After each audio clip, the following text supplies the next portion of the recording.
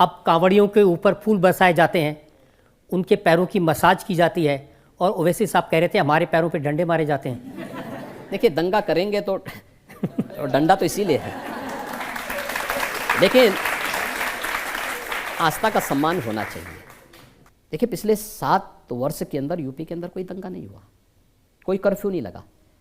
तो कर्फ्यू नहीं लगेगा तो कांवड़ यात्रा तो निकलेगी फिर, और उस आस्था को सम्मान तो हमें देना ही देना है। कांवड़ यात्रा भी निकलेगी, पुष्प वर्षा भी होगी, क्योंकि पुष्प वर्षा करके हम 2 कार्य कर लेते हैं। एक, हेलीकॉप्टर से निगरानी भी कर लेते हैं रूट की। दूसरा, पुष्प वर्षा करके पता नहीं किस वेश में भोले शंकर खड़े हों, तो हमारे द्वारा अर्पित किए जाने वाले पुष्प अगर उनके श्री चरणों में पड़ते हैं तो हमारा जन्म जीवन दोनों धन्य हो जाता है। हाँ, ये जरूर है कि मैंने मुहर्रम के जुलूस के उत्पात को भी देखा है। तलवार से 10 लोग इकट्ठे होंगे, इधर तलवार भांजेंगे, उधर तलवार भांजेंगे। इसलिए हमने अस्त्र शस्त्र के प्रदर्शन पर रोक लगाई कि ये सब नहीं चलेगा जी, और जो किसी भी यात्रा को निकालेगा उसको लिखित रूप से एक एफिडेविट देना होगा कि यात्रा को सकुशल संपन्न कराने की जिम्मेदारी हमारी होगी, और नहीं निकालोगे, कहीं तोड़ फोड़ करोगे तो 7 पीढ़ियां याद करेंगी, वसूली करूंगा ब्याज से। देख रहे होंगे ना, 7 वर्ष में कोई दंगा हुआ, कोई कर्फ्यू लगा, ये करके हमें दिखाना होगा, और ये बिना भेदभाव के करना होगा। जो शांतिपूर्ण तरीके से होंगे उनको संरक्षण देंगे, लेकिन नमाज नहीं पढ़ने देंगे सड़क पे। देखिए, मैंने पहले भी कहा था, अगर सड़क पे नमाज पढ़ोगे तो हनुमान चालीसा को भी मैं रोक नहीं पाऊंगा।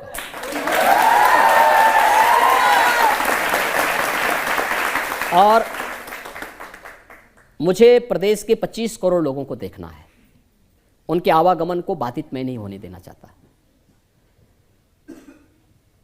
मंदिर पूजा का स्थल है, मस्जिद नमाज का है। आपको कोई भी नमाज पढ़नी है तो मस्जिद के अंदर है, ईदगाह के अंदर जाइए। ज़्यादा भीड़ हो रही है तो 2 शिफ्ट में पढ़ लीजिए, 3 शिफ्ट में पढ़ लीजिए, लेकिन सड़क पे नहीं।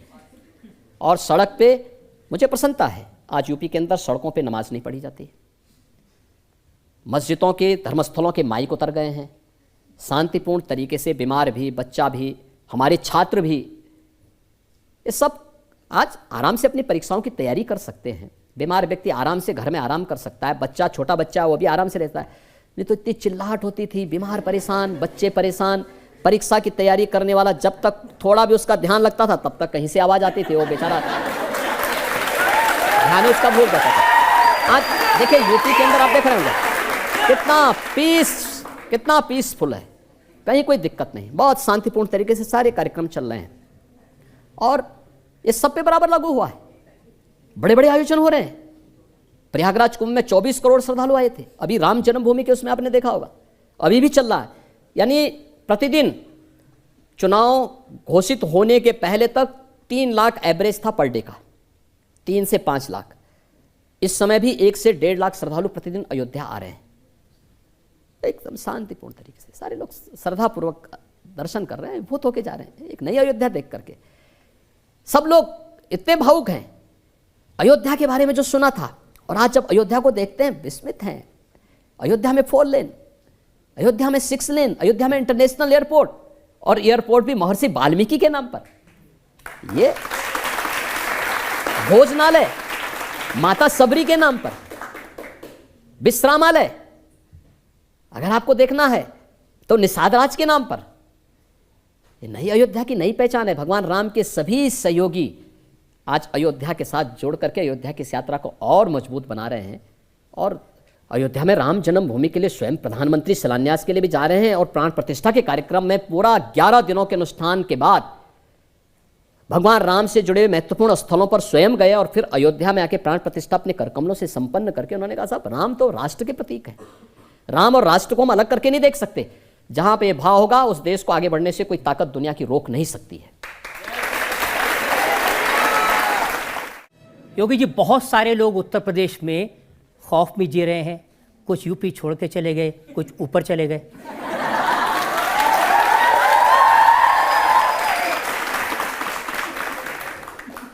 बिनु भय होई न प्रीति। जो लोग पहले उत्तर प्रदेश वासियों के लिए भय के प्रतीक बने थे, तो हमारा संकल्प था ही शुरू से। भगवान राम ने जो बात कही थी, निस्सरहीन करो मही भुज उठाए प्रण कीन, तो हम तो राम भक्त हैं, तो यही तो हम भी करेंगे।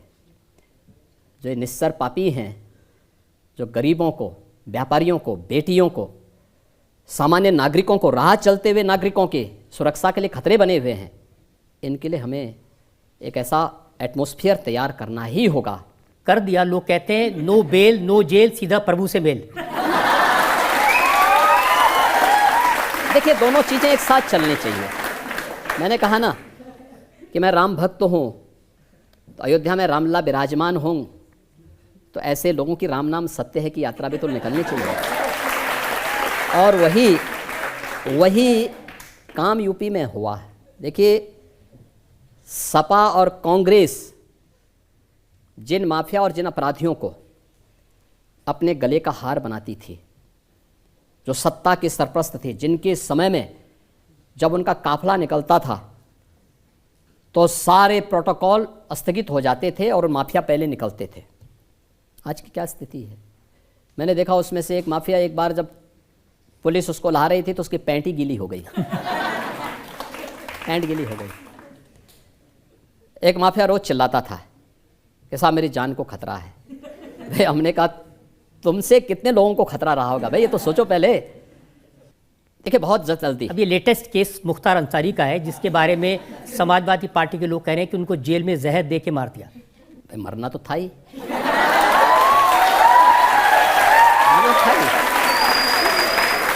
आप मुझे बताओ, जिस व्यक्ति ने सैकड़ों लोगों को मारा हो, और कब तक बसता बसता फिरेगा? कांग्रेस के लोग तो उसको बचाने का प्रयास कर ही रहे थे ना। समाजवादी पार्टी के लोग तो उनके आका थे ही, गए थे उनके मातम पुरसी के लिए। तो इनसे क्या उम्मीद करते हैं? यही तो अंतर है कि परम राम भक्त और उत्तर प्रदेश के पूर्व मुख्यमंत्री सरदेव कल्याण सिंह जी की मृत्यु हुई, समाजवादी पार्टी ने, कांग्रेस ने संवेदना के एक भी शब्द व्यक्त नहीं किया, और एक माफिया के मरने पर उनके घर में जाकर के घड़ियाली आंसू बहा रहे थे ये लोग। यही फर्क है। ये देश यही बर्दाश्त नहीं करना चाहता।